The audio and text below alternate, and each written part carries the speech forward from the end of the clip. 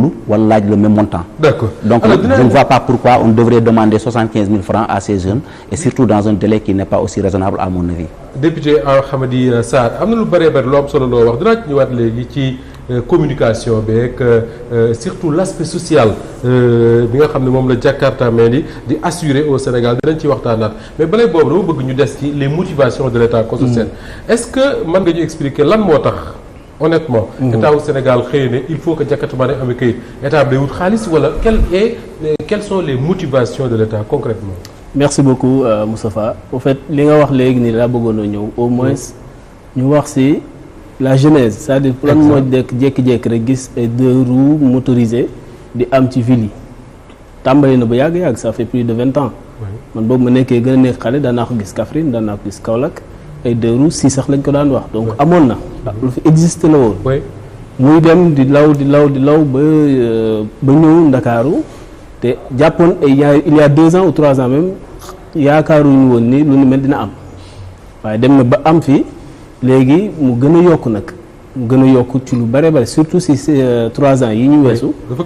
gën a yokk xale yi dañoo gis ni dawal Jakarta daanaka léegi moo leen di gënal même si bu ñu amee master bu ñu amee licence moo leen di gënal ñu mën a am beneen liggéey bu ñu def duñ amuñu ko sax déjà. léegi loolu tamit am. ñun ñu daal di ñëw donc le gouvernement l'État li mu def mooy bi mu ñëwee daal di constater benn situation boo xamante ni moo fi am ci problème mu Jakarta maa ni mu nekk daal di taxaw nag daal di nekk une problématique pardon. léegi nag ñu def conseil interministériel au septembre 2024 bi passé septembre 2024 boobu conseil interministériel bi ñu def li ko ordre du jour bi c'était la gouvernance de la sécurité routière. te su ma juumul ci conseil interministériel boobu wax nañ ci point yii nii ba mu leer naññi et en amont aussi il y avait des concertations ak ñi nga xam ni ñoo nekk ci secteur boobu pour xam lan mooy seen bëgg-bëgg dëgg-dëgg ngir tamit état bi accompagner leen si donc motivation moo tax ma koy wax kontaan naa trop si honorable li mu wax parce que moom bañu ko. donc loolu c'est un principe nangu ko sax mën a bañ a bañ. On peut tous être d'accord sur ça. On est tous d'accord que ni secteur bi lañ ko war a régulariser donc loolu mooy motivation état bi. Premièrement mooy d'abord social buñ ko régulariser dinañ fexe ba au moins ki nga xam ne mooy dawal Jakarta bi nekk ci sécurité dina mën a am nañ ko mën a identifier comme moom si jëm boppam ni ñu ko identifier ñun ñëpp on est identifié. Oui. On a tous notre numéro d'identification nationale. Bien sûr. Donc oto boo gis tamit identifié nañ ko. téléphone sax boo ko yoree léegi da lay identifier. téléphone boo yor sax léegi dañ koy identifier. donc état bi li mu bëgg nii teg nii rek mooy identifier ñi nga xam ne ñoo nekk ci secteur bi d'abord. léegi lan moo si teguwaat donc kooku bu ñu ko identifier ba mën a am carte grise par exemple. dina mën a am assurance déjà en terme social dina mën a bu amee jafe-jafe yi ñuy gis yëpp ci Sénégal. su ma juumut amul ku toog fii koo xamante ni mosul am mbokk bu am victime bu nekk victime ci accident Jakarta. bu ma juumul fii am na mosul am donc am nañu si bari amuñu assurance déjà donc assurance boobu mën na leen a dimbali ci lu bëree bëri ci ay problèmes yu ñu am beneen bi tamit mooy sécurité parce que tamit pour man boo gisee ay lu toll noonu commencé jël benn ampleur bi il faut aussi état daal di jël responsabilité daal taxaw daal ni lii nii il faut ma xool lan moo si nekk. te loolu aussi c'était valable il y a 2 ans aussi donc loolu tout état responsable loolu lay def léegi nag li ci mën a am mooy aussi. mën a xam déjà ñaata nañ dafa bari. oui dafa bari. bari nañ donc est-ce que on a cette base de données on n'a pas la base de données on sait pas. xam nañ Sénégal ñaata jeunes ñoo fi nekk. xam nañ y a combien de moins de 35 ans on sait y a combien de moins de 10 ans y a combien de moins de 20 ans mais mënuñoo xam ñaata Jakarta moo fi nekk. mënuñoo xam ñaata jeunes en fait parce que tey mën nga wax ne ñaata taxi ñooy daw Dakar. effectivement ñaata car rapide ñoo fi nekk ñaata Tata mais ñaata Jakarta ñi ko xam am man boo xaw ma ko te defe naa boo demee dans les services de l'État laajte ko aussi dañu am difficulté pour wax la ko. effectivement mais loolu tamit état waru koo war a mën a seetaan. donc il faut mu am ay du dëgër loo xamante ni dina ko mën a permettre. ëllëg bu dee def ay politique yoo xamante ni yu jëm ci jeune te ñun amul lenn loo xamante ni yaakaar naa dinañ ko mën a teg te jeunesse bi jiitaluñ leen si donc lu ni mel nag bu amee il faut yow nga am une base de données claire boo xamante ni da ngay am une vision très claire et large ci secteur bu ni mel te secteur boobu nag dafa doon tudd loo xamante ni lu ndaw la. xale yoo gis yu si bari mel ni suñ moroom yi si bari ñu ngi si di si liggéey donc c'est bien aussi boo dee ci nga am base de données bi bu baax a baax xam ñan ñoo si nekk identifier leen xam ku si nekk lan lay def ba xam ñan la loolu tamit c'est très important dina permettre aussi état bi les politiques qu'ils veulent mettre en place xam nan lay dugalee politique yooyu ci xale yooyu parce que loo xamut mënoo cee def dara. loo xamul mënoo cee def dara donc pour man le débat. heureusement le débat c'est pas non waruñu ko def loolu heureusement am na si ñoo ko d'accord même ñuy dawal sax quelques exceptions voilà donc te man li ma gëm te loolu lañu mës a gëm amul lenn lu parfait léegi nag le principe mooy que dafa war a am dañ leen war a identifier dañ leen war a régulariser léegi nag comment le faire à tout waxtaan nañ si mën nañ cee discuter bien sûr on peut tout discuter dans la vie amul lenn loo xamante ni da nga naan lii la rek mu jëm li ma gëm mooy et ce que je fais tous les jours mooy su ma nee lii laa bëgg ba jaakaar ni am gëm-gëm bu wóor ne lii nii mooy li gën dinaa fex ba àgg ca nu ma ci àggee nag ni ñu ciy waxtaanee na ba àgg ca donc état bi loolu lay teg motivation bi mooy fexe ba ñëpp ñu identifier leen mën leen régulariser ñoom seen jëm boppam ci seen sécurité la loolu kenn amul wérante merci d'accord alors Hamady Sarr est-ce que ñu toog en 2025 65 ans après l'indépendance du Sénégal su fekkee ne indépendance am na ñu nekk di débat ci ay Jakarta yu war a am këyit ak yu ko war a am këyit yu warut a am këyit Jakarta day employé ay nit wax nga sànq de am na ñoo xam ne ci la ñu yore seen famille ci la ñuy dawee dépense et tout est-ce que le fait de poser ce débat actuellement nekkul la preuve la plus patente que ni ci wàllu politique moom pour l'emploi des jeunes dañu échec 60 ba léegi. non ce n'est pas forcément le cas parce que d'abord boo xoolee adduna bi wax nga sànq ci say kàddu si njëlbeen nga ne nga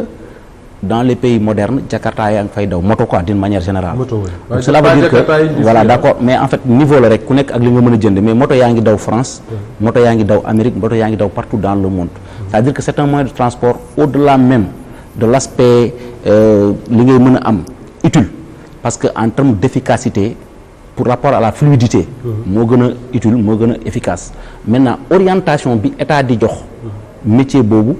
ak encadrement bi am loolu mooy solo si tey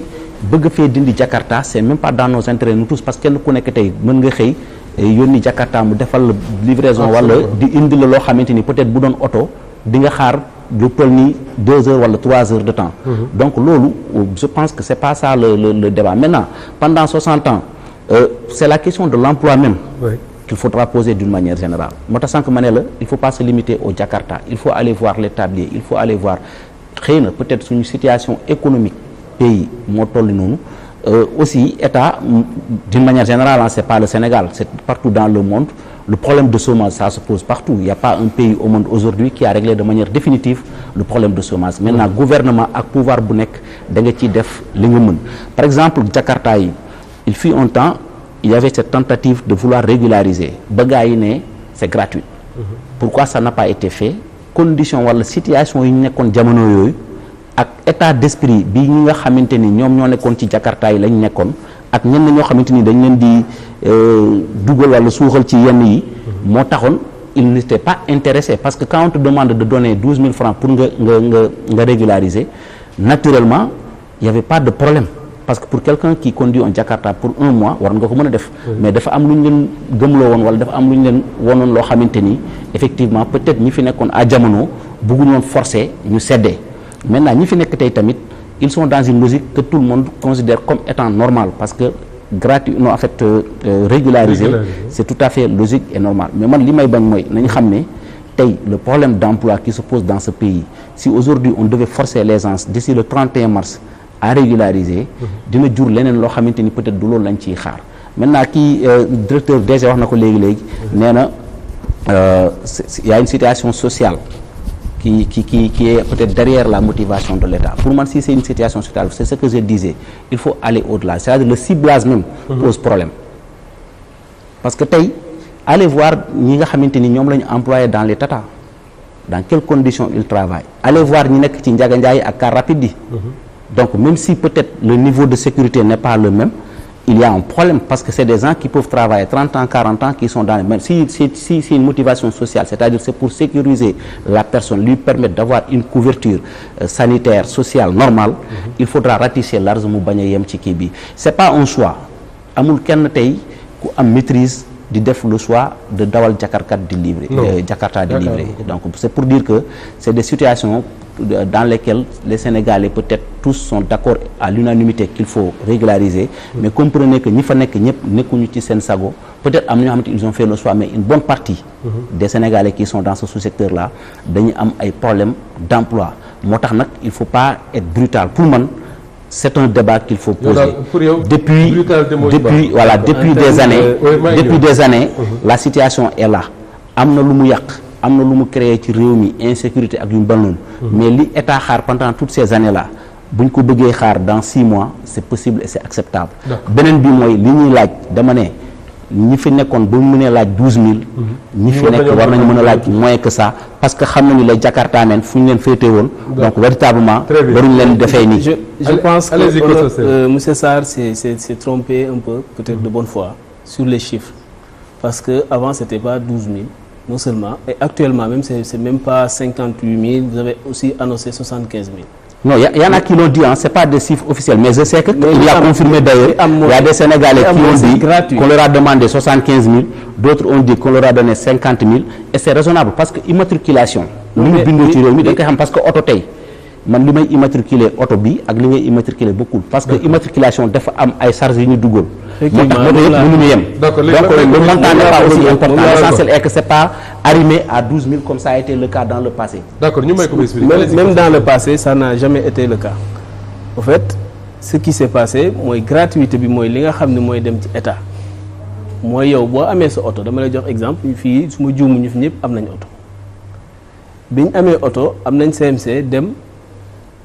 def ko mutation comme ni ñu koy wax nga muté sa oto boo ko muté da ngay fay. boo demee loolu ngay fay mooy dugg ci état loolu lépp nga mën a fay mu war a dugg ci état loolu lépp nag état de ni c'est gratuit. leneen li da cee renoncé li nga xam ne moo am te fépp la am nag Sénégal amul lenn luñ mën a fay de plus muy 28000 musul c'est 28000 te 28000 yooyu noonu. état jëlu ko pourtant bi mu fi li ko lan moo ko fi indi. mooy entreprise française boo xamante ni il est là pour defar confectionner. plaque yi la xaalis boobu ci entreprise boobu la jëmul ci état. entreprise boobu mënul defar ay plaques gratuitement. ci entreprise boobu état mënu koo forcer mu defar ay plaques gratuitement donc lépp loo xamante ni. je ne suis pas d'accord. après nga woy waat mais c'est exactement ça. non ça peut pas être ça. plaque oto moo gën a mag moo gën a rëy moo ëpp dayoo plaque moto. plaque oto c'est libéralisé. Il n'y a pas une entreprise au Sénégal qui a le monopole de la fabrication des plaques. Donc je ne peux pas concevoir que tey c'est possible que se tromper de bonne foi. Mais dama ne plaque kese mënuñ ko confier exclusivement à une entreprise mu ci fayee ko par benn moto 28000 ce n'est même pas raisonnable. D'accord léegi en tout cas c'est pas le plus important même d'ailleurs le montant. Non mais c'est très important. À un moment donné de l'histoire il y a un montant boo xamante ni c'est moins que ce qui a été demandé actuellement. Loolu mooy solo si maintenant ku mu nekk 28000 que mu nekk 12000 que mu nekk benn société moo ko gagné c'était pas ça man dans ma logique d'analyse je veux juste dire que il y a une périodicité qui a été fixée. Il est important de revoir cette périodicité. Il y a un montant état mën na xool parce que tey wax nga plaque yi dong la léegi pourquoi mënuñu def gratuité tout le reste. Mais c'est une entreprise privée. Je parle des taxes. Kañ nga gëj léegi ñu may ko mu expliquer après ñu continuer la. Voilà soo fait c'est ça honorable c'est possible que vous êtes trompé de bonne foi c'est possible mais li nga xam ne moom la état di dugal ci keesam loolu tout est gratuit amul lenn luñ ciy laaj koo xamante ni dafa yor 2 roues motorisées. donc instant bii c'est combien? C'est gratuit li nga mën a génnee rek li nga mën a génnee nii c'est 28000 pas plus ni moins ces 28000 là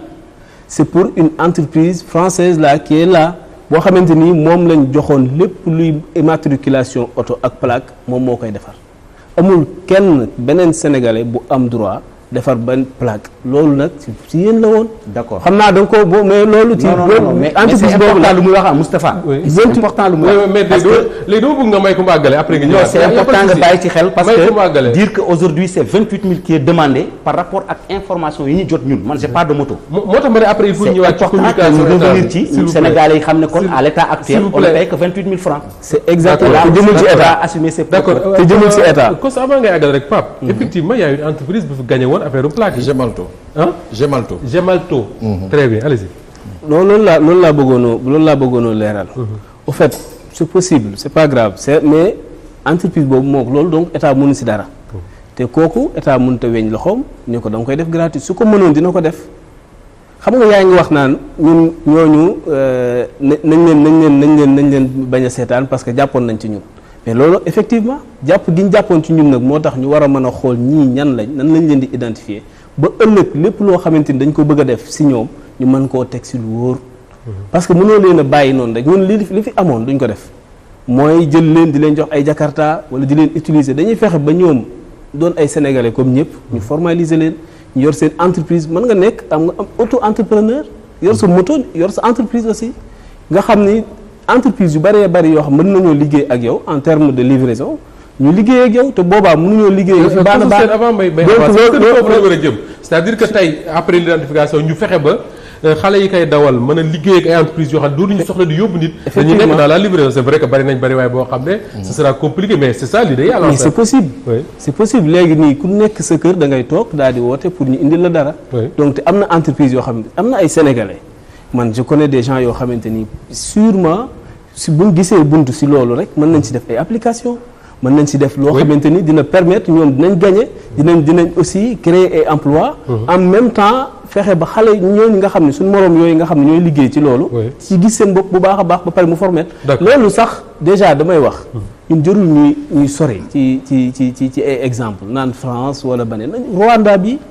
Rwanda li mu def amul kenn ku yor 2 roues motorisées Rwanda te identifié wuñ la identifié nañ la te non seulement ñoom dañ ñoo sax raw ci wàllum identification ay moto loolu dañ ko dépassé seen bopp sax mi ngi mel ni nga toog fii Sénégal yor oto te doo am carte grise noonu la mel xalaatuñ ko sax mais ils sont allés plus loin ñoom instant bi xam nañ ni ki yor moto ki yor 2 roues li muy dépenser dafa bari de sorte par exemple je donne un exemple il dépense $10 en termes de frais ci jour bi mais buñ xoolee ni ñoom mën nañoo changer moto bi def ko électrique parce que c'était thermique bu nekkee thermique mën na utiliser lu bari li muy consommer mën na bari mën na dem ba $10 par jour léegi électrique boobu dina ko permettre muy def frais yoo xamante ni $5 lay doon te instant bii may wax ak yow le 2 janvier 2025 Kigali au moins bon ci ville la capitale amatul benn moto boo xamante ni dañ lay identifier moto 2 roues thermique boo xamante ni dañ lay identifier d'accord bépp boo bëgg ñu identifier ko instant bii nii mooy mu nekk électrique d'accord donc pour man loolu il faut ñu génnee Sénégalais yi ci débat bii wax ni lan mooy njëriñ li derrière lan lañ mën a xale yi bu ñu leen infantiliser quoi. d'accord mais lan mooy njëriñ li Koso Sène moom la seen gouvernement war a expliquer Sénégalais mais malheureusement dañuy nekk ci cool